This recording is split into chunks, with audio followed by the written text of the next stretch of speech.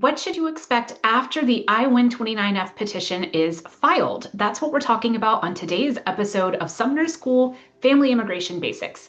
Episode 8 in this series, Sumner School Family Immigration Basics, is a high-level overview of the K-1 fiancé visa process and the subsequent green card applications. So check out that episode number 8, if you'd like a high-level overview. This particular episode is about what to expect after you file the I-129F petition. So once you file it, and as of right now, as of the time of recording in October 2025, you have to file it by paper. It's not possible to file online. So after you file, within about 2 to 4 weeks after you file, you should receive a receipt notice in the mail. That receipt notice will indicate the date that USCIS received the petition, and it will list what's called a receipt number. That receipt number is what you use to track the status of your case. So once you receive that receipt notice, it's important that you keep track of it, make a copy of it, put it somewhere safe. Then, after you receive the receipt notice, within about 2 to 4 weeks after filing, you wait.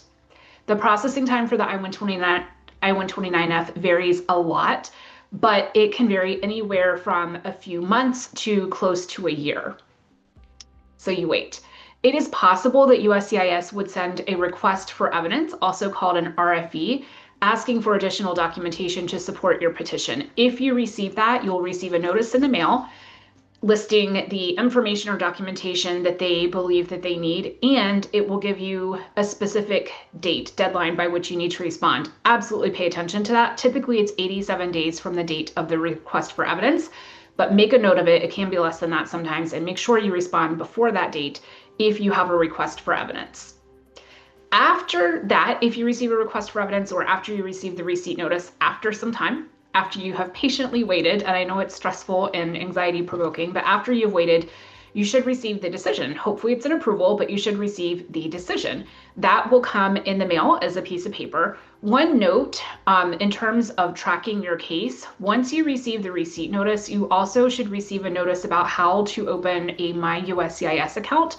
And using that account, you can track the status online as well. You can also sign up for text message alerts or email alerts with status changes to your case, which are not always accurate, but it's something, it's some information.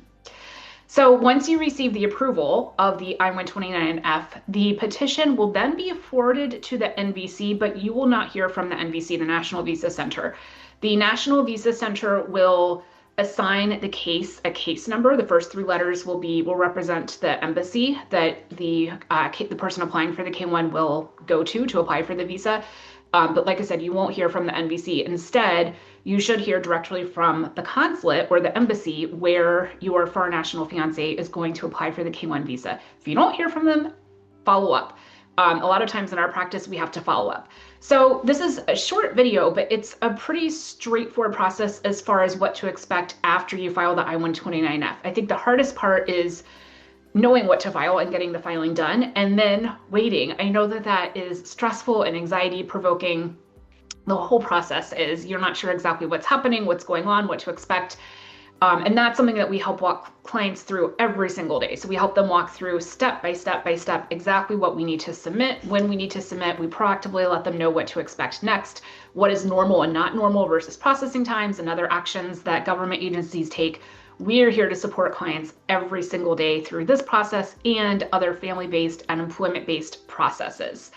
I hope that you have found this information helpful. If so, please share this video with a family member or friend. Make sure that you are subscribed to our channel so you don't miss our next video. If you're looking for support with the family-based or employment-based immigration matter in the United States, we are here to help. We will have information on the outro slide following this on how to contact us. The first step is to set up a consultation to talk about your goals, what your strategy, come up with a strategy for you, and then get to work implementing it and making your immigration dreams come true. My name is Emily Sumner with Sumner Immigration Law. We serve clients from around the world and around the United States with family-based and employment-based immigration matters. Until next time.